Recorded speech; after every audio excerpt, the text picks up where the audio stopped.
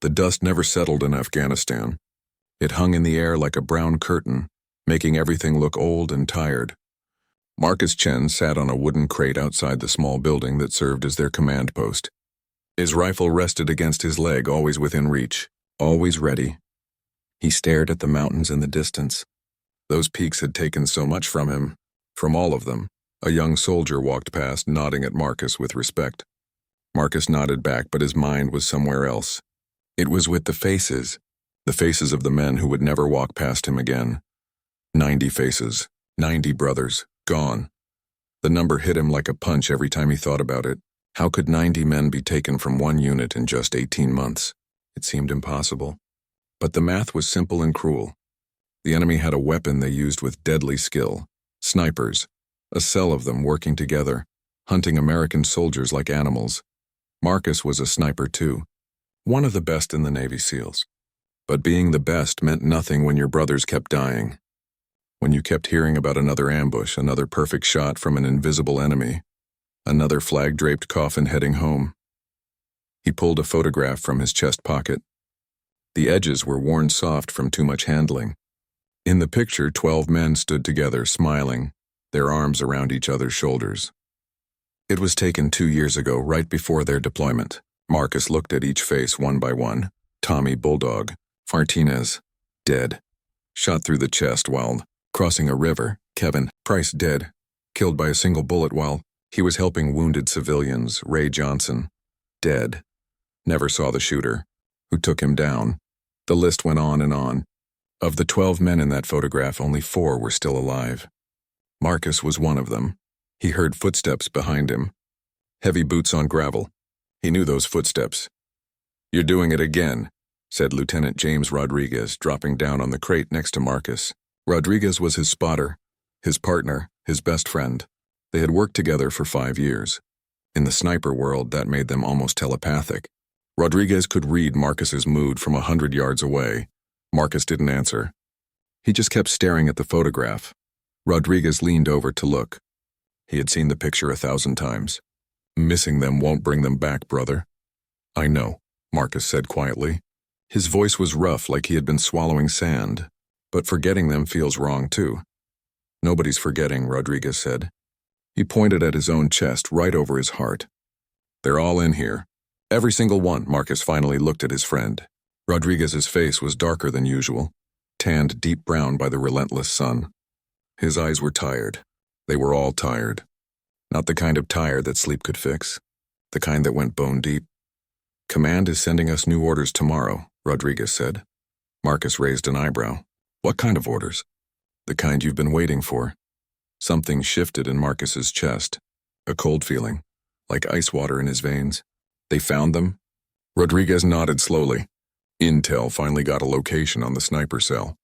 3 shooters. They've been moving around the Korangal Valley for months, but we've got a pattern now. We know where they'll be." Marcus stood up fast, his hands clenching into fists. "When do we leave?" "Hold on," Rodriguez said, standing too. He put a hand on Marcus's shoulder. "This is different. This isn't a normal mission. Command knows it's personal for you. For all of us. They want to make sure we're going in with clear heads." "My head is clear," Marcus said. His voice was harder now, like steel. Crystal clear. Rodriguez studied his face for a long moment. They had been through too much together for lies. "You sure about that?" "Because revenge missions get men killed. You taught me that." Marcus turned away, looking back at the mountains. The enemy was out there somewhere. The men who had killed his brothers. The ghosts who appeared and disappeared like smoke, leaving death in their wake. "This isn't revenge," Marcus said finally. "It's justice. And it's protection. Every day those snipers are out there, more of our guys die. How many more names do we add to the list? How many more photographs do we carry around?" Rodriguez didn't have an answer for that. Marcus had grown up in San Diego, the son of an immigrant father who had served in the military of his home country before coming to America. His father had taught him about honor, about duty, about protecting those who couldn't protect themselves. When his father died of cancer during Marcus's senior year of high school, Marcus knew what he had to do. He joined the Navy, pushed himself through the brutal training, and made it into the SEALs. That was 12 years ago. He was 30 years old now, and sometimes he felt like he was 60. The life of a sniper was different from other soldiers. Most men fought in groups with their squad around them. But snipers worked in pairs, hidden and alone. They watched. They waited, sometimes for days. And when the moment came, they took one shot. One perfect shot that could change everything. Marcus had taken many shots in his career. He didn't keep count, didn't mark his rifle with little marks like some guys did. Each shot was a decision, a moment where he chose to end a life to save others. He carried the weight of those decisions, but he didn't celebrate them. But this would be different. This time he was hunting hunters, men who had dedicated themselves to killing American soldiers, men who were good at their job. Maybe as good as Marcus, the thought didn't scare him. It focused him. "I need this mission," Marcus said, turning back to Rodriguez. "I need to look through my scope and know that I'm taking down the people who killed our brothers. I need to make sure they never kill anyone else." Rodriguez studied him again, then nodded. "Okay, then we do this together. Like always." "Like always," Marcus agreed. They shook hands, a firm grip that said more than words could. In that moment, they both knew this mission would change them. Maybe break them, but they would face it together. That night, Marcus couldn't sleep. He lay on his thin cot, staring at the ceiling of the tent. Outside, he could hear the normal sounds of the base.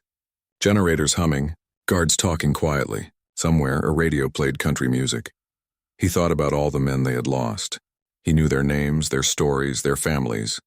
He had written letters to some of their parents trying to explain how brave their sons had been, how they had died with honor. But what did honor mean to a mother who would never see her son again? Tommy Martinez had been planning to propose to his girlfriend when he got home. The ring was still in his belongings, never delivered. Kevin Price had 3 kids. The youngest was only 2 years old. She would never remember her father's face. Ray Johnson had been 2 weeks from the end of his deployment. 2 weeks from going home safe. The list went on. Each name was a story cut short. Each death was a family destroyed. Marcus made a promise to himself in the darkness. He would end this. He would find the enemy snipers and he would stop them. Not for revenge, but for all the men who would come after him. For all the families who might be spared the knock on the door, the folded flag, the empty chair at the dinner table. He finally fell asleep just before dawn, his hand resting on his rifle. In his dreams, he saw the mountains. And somewhere in those mountains, an enemy waiting. But this time, Marcus would be ready. This time, the hunter would become the hunted. The helicopter flew low over the mountains, its rotors beating the air like a giant heartbeat. Inside, Marcus and his 6-man team sat in silence. Each man was lost in his own thoughts, preparing for what was coming. Marcus checked his gear for the 10th time. His rifle was clean and ready. His ammunition was perfectly organized. His water was full. His radio was working. Everything had to be perfect. In the world of snipers, small mistakes meant death. Next to him, Rodriguez was doing the same thing. Their eyes met for a moment, and Rodriguez gave a small nod. They were ready. The team leader, Captain Mike Stevens, leaned forward to shout over the noise of the helicopter. 5 minutes. Remember, this is a recon and elimination mission. We find them, we watch them, and when we have confirmation, we take them down. Nobody plays hero. We work as a team. The other men nodded. They were all experienced SEALs, hand-picked for this mission. Besides Marcus, Rodriguez, and Captain Stevens, there was Danny "Doc" Williams, their medic. There was Chris Peterson, their communications expert. And there were 2 assault specialists, Jake Morrison and Tom Chen, no relation to Marcus despite the same last name. The helicopter dropped lower, following the curves of the valley. Below them, the land was harsh and unforgiving. Rocks and dust and scraggly bushes.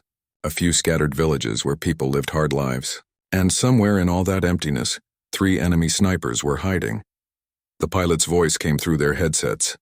30 seconds to drop zone. Marcus felt his heart rate slow down. It always did before a mission. Some guys got nervous and jittery. Marcus got calm. Deadly calm. It was what made him good at his job. The helicopter hovered 3 feet off the ground and the team jumped out one by one. Marcus felt his boots hit the earth and immediately he was moving, running low to cover while the helicopter pulled away and disappeared into the night sky. Silence fell over them. After the roar of the helicopter, the quiet was almost shocking. Marcus could hear his own breathing, his own heartbeat. He could hear the other men moving into position around him. Captain Stevens hand signaled them forward. They moved like ghosts, using every bit of cover, checking every sight line. This was enemy territory. The snipers could be anywhere. They hiked for 3 hours, moving carefully through the darkness. Marcus carried about 80 pounds of gear, but he barely noticed the weight. His mind was focused on the mission, on the intelligence they had received. According to their information, the enemy sniper cell operated from a series of positions in the high ground overlooking a supply route. They would wait for American or Allied convoys to pass below, then take their shots and disappear before anyone could respond. They were smart, patient, and deadly, but intelligence had finally found a pattern. The snipers were using the same rotation of positions. They would hit a convoy, disappear for a few days, then show up somewhere else along the route. And tomorrow, intelligence predicted they would be in a specific valley, setting up for another attack. Marcus's team was going to get there first. As the sun started to rise, they reached their position. It was a rocky hillside with good cover and a clear view of the valley below. Captain Stevens assigned each man a sector to watch. Marcus and Rodriguez moved to the highest point, where they would have the best angle for a long-range shot. They set up carefully. Marcus positioned his rifle on its bipod, making tiny adjustments until it was perfectly stable. Rodriguez pulled out their spotting scope and started scanning the valley below. They worked without talking, each knowing exactly what the other needed. The waiting began. People thought sniping was about shooting. It wasn't. It was about patience, about watching, about staying completely still for hours, sometimes days, waiting for the perfect moment. Marcus had once held a position for 48 hours straight, not moving except to drink water and relieve himself. This mission might take even longer. He studied the valley through his rifle scope. It was a natural choke point, with steep walls on both sides and only one road running through, a perfect place for an ambush. The enemy snipers had used it twice before, taking out 5 soldiers total. They wouldn't get a chance to use it again. Movement, Rodriguez whispered. 11 o'clock, about 800 yards. Marcus shifted his rifle slightly and looked. A goat. Just a goat walking along the hillside. He relaxed. False alarm, Rodriguez said. The hours crawled by. The sun climbed higher and the temperature rose. Inside their camouflaged position, it became an oven. Sweat ran down Marcus's face, but he didn't wipe it away. Movement meant visibility. Visibility meant death. He thought about the enemy snipers. What were they like? Did they laugh and joke with their friends like Marcus did? Did they have families waiting for them? Did they think about the men they killed? Marcus pushed the thoughts away. It didn't matter. These men had chosen to kill his brothers. They had chosen this path. Now they would face the consequences. Around noon, Rodriguez tensed. We've got something, he whispered. 2 o'clock, 900 yards. 3 men moving along the ridgeline. Marcus found them in his scope. 3 figures moving carefully but confidently. They wore local clothes, but they carried weapons. Long rifles with scopes. They were checking the area, looking for threats. They were looking for people exactly like Marcus. Do we have confirmation? Captain Stevens whispered through the radio. Rodriguez was studying them through the spotting scope. Negative. Can't see enough detail yet. They're moving into the valley. All units hold position, Stevens ordered. Let them settle in. We need positive identification before we engage. It was the hardest part of the job. Waiting, watching, knowing the enemy was right there but not being able to pull the trigger yet. But discipline was everything. They had to be sure. The 3 men disappeared into a cluster of rocks on the far side of the valley. Good position, Marcus thought. They had a clear view of the road below and good cover from return fire. These weren't amateurs. More hours passed. The team stayed frozen in place. Marcus's legs started to ache from holding the same position, but he didn't move. Rodriguez watched through the spotting scope, barely blinking. Then, in the late afternoon, one of the men emerged from the rocks. He was setting up a rifle, mounting it on a bipod, adjusting the position. He was preparing for a shot. Got him, Rodriguez breathed. That's definitely a sniper position. Distance is 920 yards. Wind is 3 to 5 miles per hour left to right. Captain Stevens's voice came through the radio. All units, we have confirmation of hostile sniper activity. Rules of engagement are active. Marcus, you have authorization to engage on your mark. Marcus felt that cold feeling again, the ice water in his veins. This was it. He made micro adjustments to his scope, accounting for the distance, the wind, the angle of the shot. Rodriguez fed him information in a quiet, steady voice. They had done this dance 1,000 times, but something felt wrong. Marcus couldn't explain it. Just a feeling in his gut, an instinct that had kept him alive through countless missions. Something wasn't right. Hold, he whispered. What's wrong? Rodriguez asked. Marcus studied the scene through his scope. The enemy sniper was in position, but he wasn't looking down at the road. He was looking across the valley, looking toward where Marcus's team was hidden. I think they know we're here, Marcus said quietly. As if to confirm his words, the enemy sniper suddenly raised his hand and made a signal. 2 more men appeared from the rocks, all of them now looking in different directions, searching, hunting.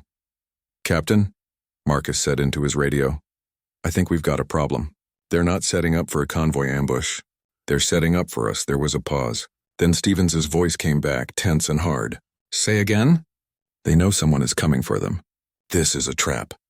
Before anyone could respond, the first shot rang out.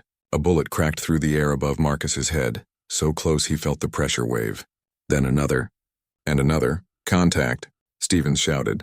All units, we are under fire. Return fire and fall back to rally point. The valley erupted in gunfire. The enemy snipers had found them first, and now Marcus and his team were fighting for their lives. Rodriguez grabbed their gear while Marcus returned fire, trying to give them cover. Bullets were hitting all around their position, throwing up chips of rock and dust. These weren't random shots. These were accurate, professional shots from trained snipers who knew exactly what they were doing. Marcus saw one of the enemy shooters line up for another shot. He put his crosshairs on the man's center mass and squeezed the trigger. The rifle kicked against his shoulder. Through the scope, he saw the man drop. One down, he called out. But it wasn't over.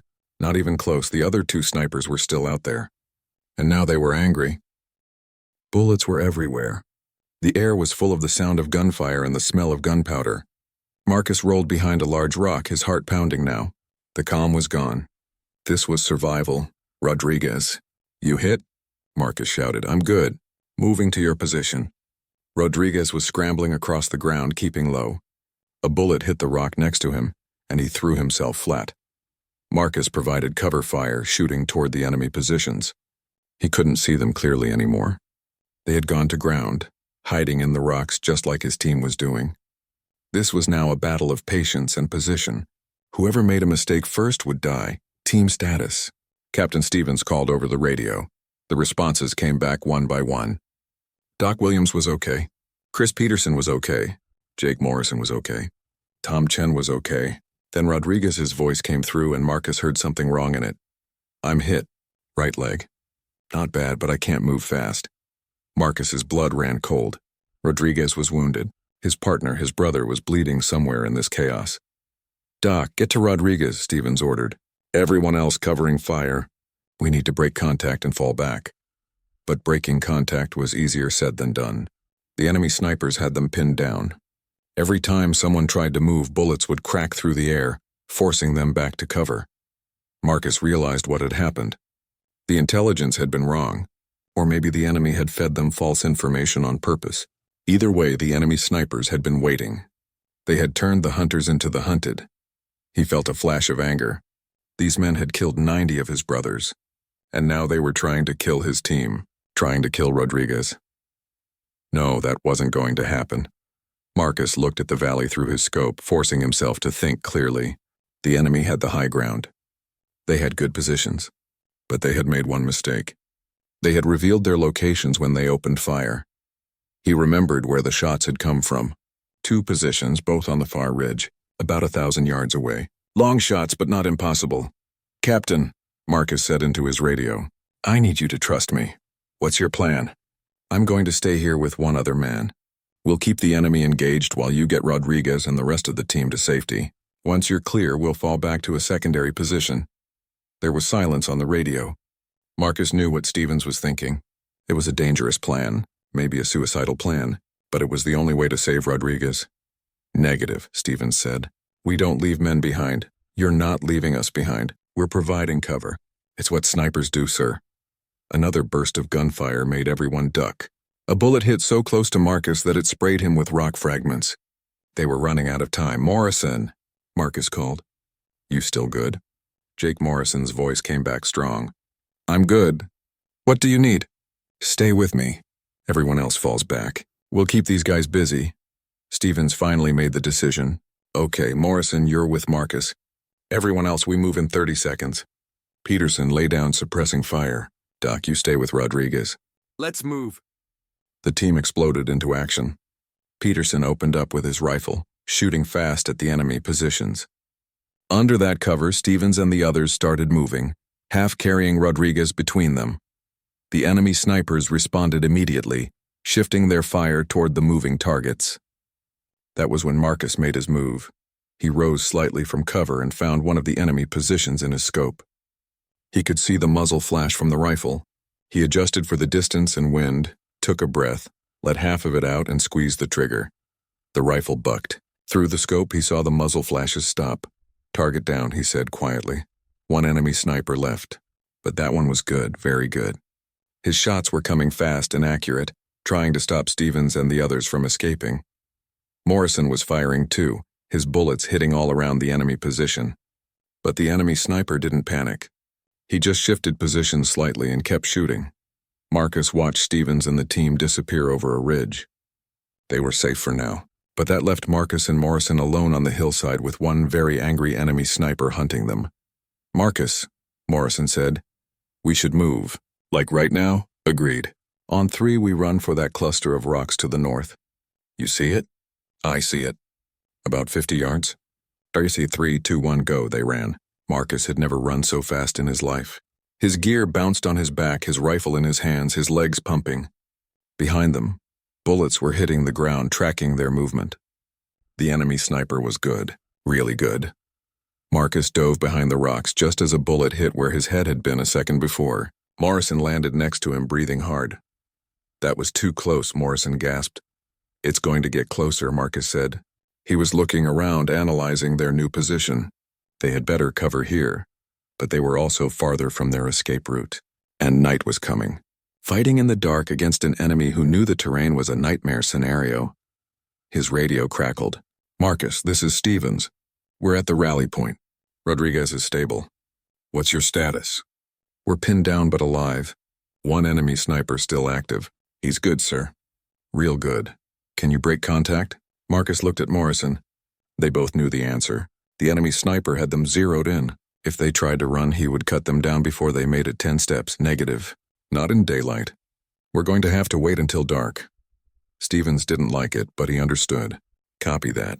We'll hold position here. Stay alive, Marcus. That's the plan, sir. Marcus settled in behind the rocks. Morrison was watching a different direction, making sure they didn't get flanked. They were in trouble and they both knew it. The enemy sniper was patient. He didn't waste ammunition shooting at their cover. He just waited, knowing they would have to move eventually. Marcus could almost feel him out there, watching through his scope, finger on the trigger. This was what Marcus had trained for his entire career. The mental game. The patience. The ability to outlast and outthink the enemy. But this enemy had trained too, and he had already proven he was willing to wait. Hours passed. The sun moved slowly across the sky, heading toward the mountains. Marcus and Morrison didn't talk. They barely moved. They watched and waited. Marcus thought about Rodriguez. Was he okay? Was the wound worse than he had said? Doc Williams was good at his job, but they were miles from any real medical facility. If Rodriguez needed surgery, he was in trouble. The thought made Marcus angry again. Rodriguez had been hurt because of these snipers. All those men, 90 good soldiers, had died because of men like the one hiding across the valley. As the light started to fade, Marcus made a decision. He wasn't going to run when darkness came. He was going to finish this, Morrison, he whispered. When it gets dark, I want you to make a run for the rally point. Morrison looked at him like he was crazy. What about you? I'm staying. I'm going to take this guy out. That's suicide. You can't fight him alone in the dark. I'm not going to fight him. I'm going to hunt him. Marcus checked his rifle, making sure everything was ready. You have family, Morrison. 2 kids, right? You need to get out of here alive. This is personal for me. These snipers killed my brothers. I'm not leaving until I finish it. Morrison was quiet for a long moment. Then he nodded. You're crazy. You know that? Yeah, I know. If you die out here, Rodriguez is going to kill me for leaving you. Marcus smiled, the first smile in days. Then I guess I better not die. As full darkness fell over the valley, Morrison prepared to move. Marcus gave him a route, a series of covered positions that would get him back to the team. It was dangerous, but it was possible. Good luck, brother, Marcus said. You too. Kill that guy for me. Then Morrison was gone, moving quietly into the darkness. Marcus listened for shots, but none came. The enemy sniper either didn't see Morrison, or he was focused on Marcus. Either way, Morrison had made it. Now Marcus was alone. He activated his night vision gear and started to move, slipping away from his position like a ghost. The enemy sniper would be watching his last position, waiting for movement. But Marcus wasn't there anymore. The hunter had become the hunted. And now it was time to turn the tables. Marcus moved through the darkness using every skill he had learned in 12 years as a SEAL. He made no sound. He left no trace. He was a shadow among shadows, and somewhere out there an enemy sniper was waiting. But he didn't know that the hunter was now coming for him. The real battle was about to begin. The night was cold in the mountains. Marcus moved slowly through the darkness, his night vision turning the world into shades of green. Every step was calculated. Every movement was silent. He was hunting now, and the prey was dangerous. He had taken an enemy radio from one of the dead snipers earlier in the fight. Now he listened to it carefully, hoping for any information. For a long time there was only static. Then a voice broke through, speaking in a language Marcus didn't understand, but the tone was clear, cautious, alert. The enemy sniper was calling someone. Maybe a commander, maybe other fighters in the area. Marcus couldn't understand the words, but he understood the meaning. The sniper was alone now. His partners were dead or gone. And he knew someone was out there in the dark. Marcus smiled grimly. Good. Let him be afraid. He continued moving, circling around to where he thought the enemy position was. The valley was a maze of rocks and small hills. Perfect terrain for a sniper, but also perfect for someone who knew how to move unseen. An hour passed. Then another. Marcus's legs ached and his eyes were tired, but he pushed through it. This was what separated good snipers from dead ones. The ability to keep going when your body wanted to quit. The radio crackled again.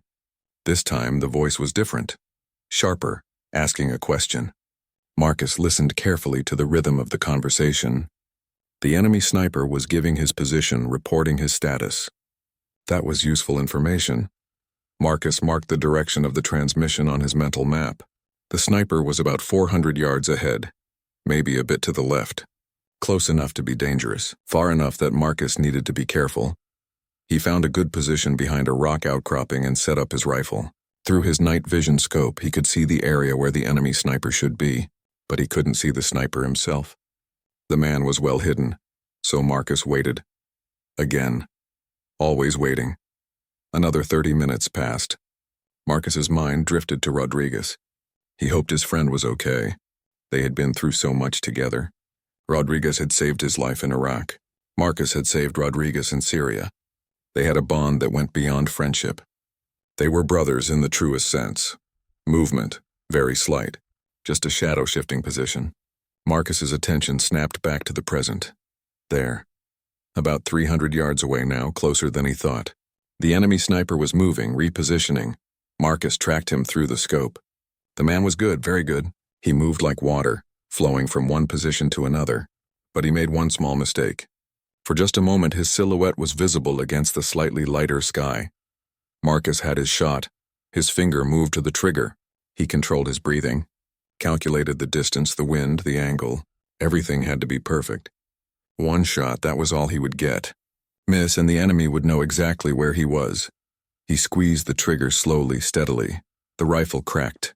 The sound echoed through the valley, impossibly loud in the silence. Through the scope, Marcus saw the enemy sniper drop. Hit. But was he dead, or just wounded? Marcus kept his scope on the position, watching for any sign of movement. Nothing. The body was still. That's when the radio exploded with noise. Multiple voices were shouting now, all speaking at once. Marcus couldn't understand the words, but he understood the panic. They were asking questions, demanding answers. And when the dead sniper didn't respond, the voices got even more frantic. Then Marcus heard it, the words he would never forget. "Who's shooting us? Where?" Someone on the radio was speaking English, probably translating for the others. The enemy was confused, scared. They had lost 2 snipers and they didn't know how. They didn't know where the shots were coming from. They were used to being the hunters, not the hunted. Marcus allowed himself a moment of satisfaction. Then he forced it away. The job wasn't done. The radio chatter told him something important. There were more enemy fighters out there, not just snipers. Support personnel, maybe spotters, maybe a quick reaction force, and now they all knew someone was hunting them. Marcus quickly relocated, moving to a new position 50 yards away. Standard sniper procedure. Shoot and move. Never stay in the same place after firing. His old position might already be targeted. Sure enough, a minute later, mortars started falling on the hillside where he had been. The enemy was shooting blind, hoping to get lucky. Marcus watched the explosions light up the night and he counted his blessings that he had moved. The radio continued to chatter. Marcus listened carefully, trying to pick up any useful information from the tone and emotion of the voices. They were organizing something. A search pattern, maybe, or a retreat. He hoped they would retreat, not because he wanted them to escape, but because following a retreating enemy was easier than searching for a hidden one. They would make mistakes. They would expose themselves. As if answering his thoughts, he saw lights in the distance. Flashlights or headlamps, people moving and not bothering to hide anymore. They were either brave or stupid. Marcus bet on stupid. He counted the lights, 4, maybe 5. They were moving along the valley floor, heading toward where the 3rd sniper had been. Coming to retrieve the body, probably. Marcus faced a decision. He could take shots at them now from about 600 yards, but that would expose his position to anyone else watching.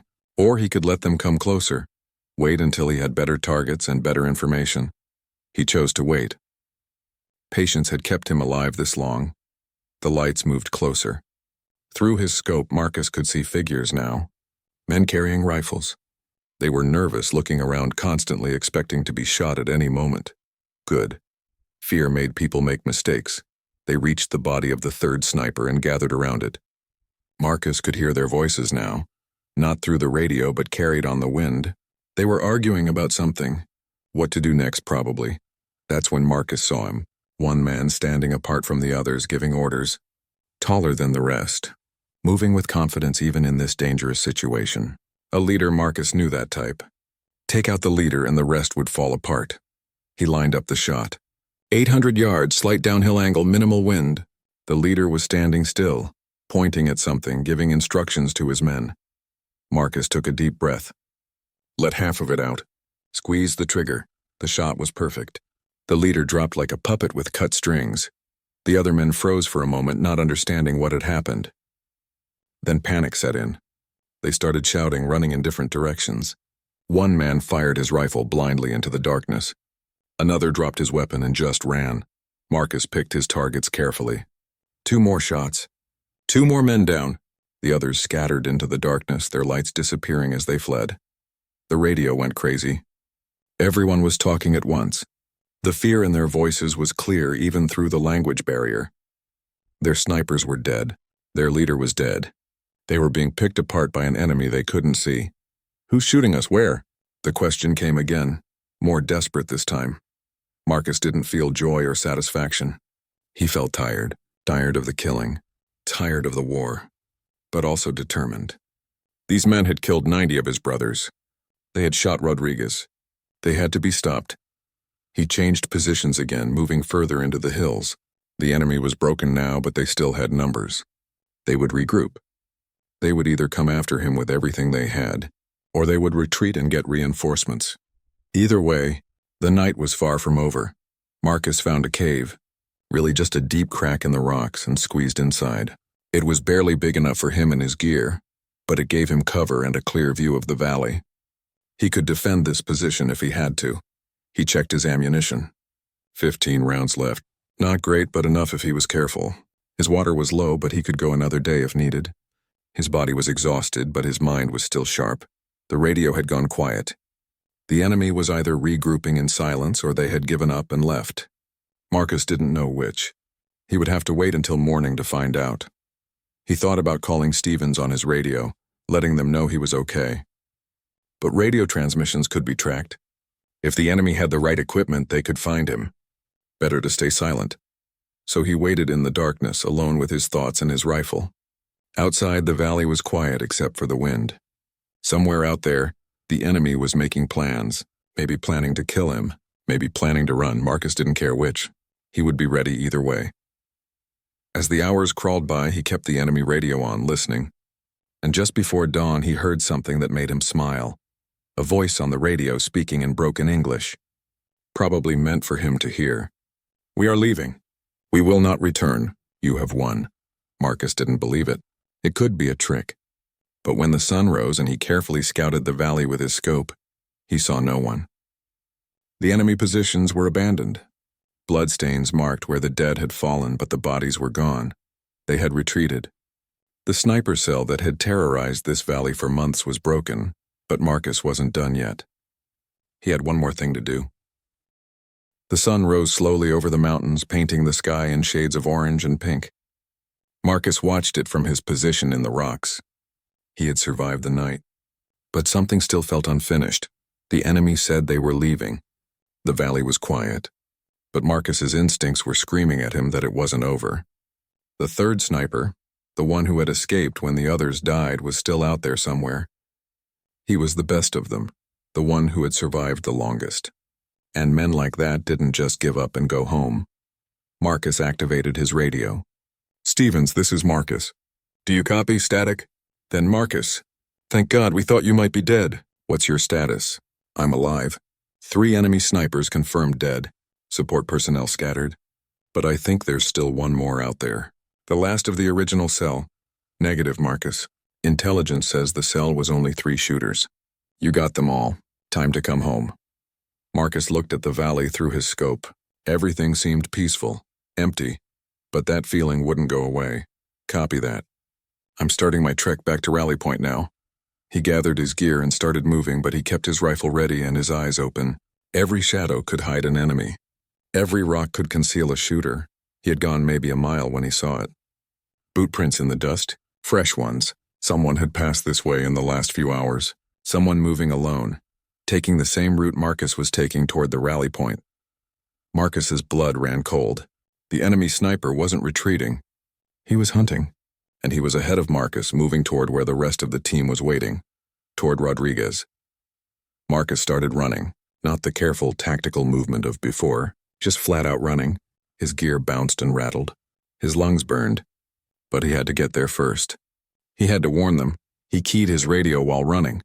"Stevens, enemy sniper heading your way. Get to cover now!" "Say again." "Marcus, you're breaking up." A gunshot cracked through the morning air, then another. Then a burst of automatic fire. The sounds were coming from the rally point. Marcus ran faster. His legs felt like rubber. His vision was blurred with sweat. But he kept going. Rodriguez was there. His brothers were there. They needed him.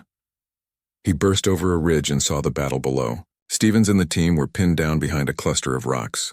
An enemy sniper had them trapped, shooting from high ground about 300 yards away. Marcus could see the muzzle flashes from the enemy position. Without thinking, Marcus dropped to one knee, raised his rifle, and fired. The shot went high. He was breathing too hard, moving too much. He forced himself to calm down, took 3 deep breaths, lined up the shot again. The enemy sniper shifted position, and for a moment Marcus saw him clearly. An older man, maybe 50, lean and hard, moving with the confidence of someone who had done this 1,000 times. Their eyes met through their scopes. For one frozen moment, 2 snipers looked at each other across 300 yards, both knowing that only one would walk away. Marcus fired first. The bullet caught the enemy sniper in the shoulder, spinning him around. But he didn't go down. Instead, he raised his rifle with his good arm and fired back. The bullet hit the rock next to Marcus's head, and he felt fragments cut his cheek. Both men dropped for cover. Now it was a real duel, sniper versus sniper. All the training, all the experience, all the skill came down to this moment. Marcus repositioned, moving 10 feet to the left. Below, he could hear Stevens and the others returning fire, but they couldn't get a clear shot. This was between Marcus and the enemy sniper. He saw movement. The enemy was trying to flank, moving along the ridgeline. Marcus tracked him with his scope, waiting for a clear shot. The enemy stopped behind a boulder, and Marcus could see just a small part of his head and shoulder. It wasn't much, but it was enough. Marcus remembered all the men this sniper had killed. All the families destroyed, all the brothers lost. He thought of Rodriguez, wounded and in danger because of this man. He thought of the 90 names on his list. He took the shot. The enemy sniper fell and didn't move. Marcus kept his scope on the position for a full minute, watching for any sign of life. Nothing. It was over.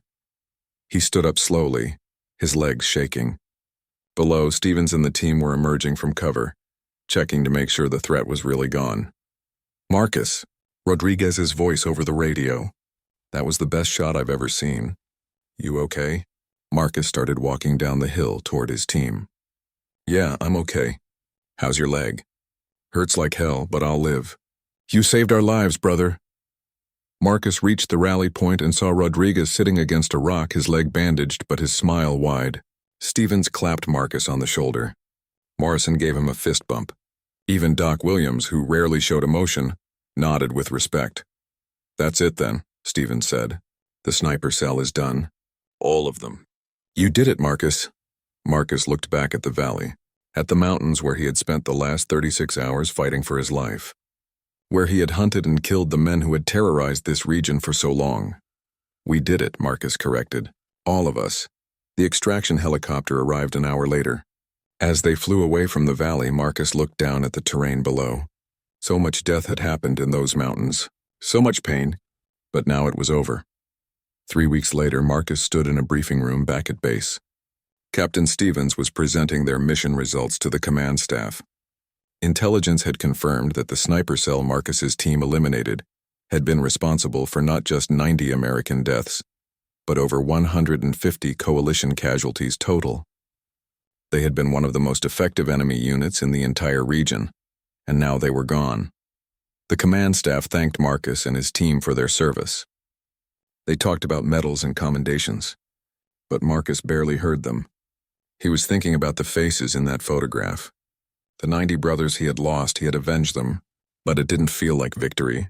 It just felt like the job was done. After the briefing, Rodriguez found him outside. His leg was still bandaged, but he was walking better now. "You thinking about them?" Rodriguez asked, not having to specify who them was. Marcus nodded. "Always. You know they'd be proud of you, right? What you did out there, you stopped those snipers from killing anyone else. You saved lives, I know, but it doesn't bring them back." "Nothing will," Rodriguez said quietly, "but we honor them by continuing the mission. By being the best we can be, by protecting the guys who come after us." Marcus thought about that. Rodriguez was right. The 90 brothers he lost would never come back. But their sacrifice wouldn't be forgotten. And the work Marcus did, the mission he completed, meant that other soldiers would get to go home to their families. Other kids would still have their fathers. Other wives would still have their husbands. That was something that mattered. 6 months later, Marcus was back in the United States teaching New SEAL snipers at the training facility in California. He had volunteered for the job, wanting to pass on what he had learned. The students were young and eager, hungry to prove themselves. Marcus remembered being like that once. Before the war had taught him the true cost of being a warrior. He taught them about windage and elevation, about breathing and trigger control, about patience and discipline.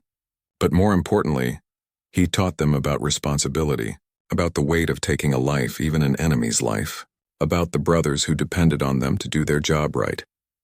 On the anniversary of the mission, Marcus visited Arlington National Cemetery. He walked among the white headstones, visiting the graves of some of the men he had lost. Tommy Martinez, Kevin Price, Ray Johnson, so many others. He knelt by each grave and spoke quietly, telling them about the mission, about how their deaths had been avenged, about how the men who killed them would never hurt anyone again. The words felt inadequate, but they were all he had. As the sun set over the cemetery, Marcus sat on a bench and pulled out that old photograph. The one with the 12 men, smiling and alive. He looked at each face, remembering their voices, their laughs, their stories. "I miss you guys," he said quietly. Every day, the wind rustled through the trees. A bird sang somewhere nearby. Life went on, even in a place dedicated to death. Marcus's phone buzzed. A text from Rodriguez. Beer tonight? We're all meeting at Jimmy's, no excuses. Marcus smiled. His team, the survivors, still looked out for each other. They were their own brotherhood now. They understood what others couldn't. The weight they carried. The memories they shared, he texted back. I'll be there. Standing up, Marcus took one last look at the graves. At the names carved in stone. At the flags that flew over the fallen. Rest easy, brothers, he said. Your watch is over. We've got it from here. Then he walked away, back toward the living, back toward the brothers who still needed him, back toward the mission that never truly ended. Because that was what warriors did. They carried the weight. They honored the fallen. They protected the living. They served until they couldn't serve anymore. And Marcus Chen, Navy SEAL sniper, would keep serving. For the 90 brothers he had lost. For the countless others he had saved. For the flag and the country and the ideals that made it all mean something. The enemy had whispered, "Who's shooting us?" Where Marcus had answered with action. With skill. With the deadly precision that came from years of training and a heart full of purpose. The sniper cell was destroyed.